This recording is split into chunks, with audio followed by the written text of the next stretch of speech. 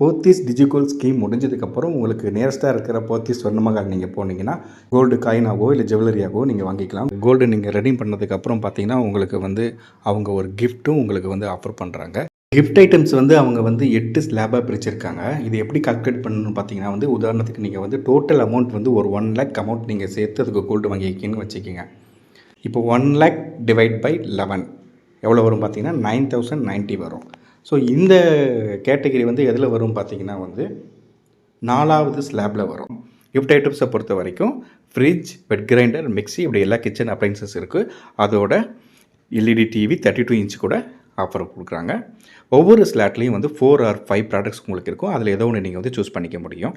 கிட்டத்தட்ட 37 ப்ராடக்ட்ஸ் இருக்குது. இங்கே ஸ்லாப்பில் இருக்கிற 4 ப்ராடக்ட்டில் எதுவுமே உங்களுக்கு பிடிக்கலன்னா லோவர் கேட்டகரியிலேருந்து சூஸ் பண்ண முடியும். ஆனால் 2ஆக ஸ்ப்ளிட் பண்ணி 2 லோவர் எடுக்க முடியாது. 1 தான் எடுக்க முடியும். ஒரு ப்ராடக்ட் தான் வாங்க முடியும். ஹையரில் எடுக்க சான்ஸ் இல்லை.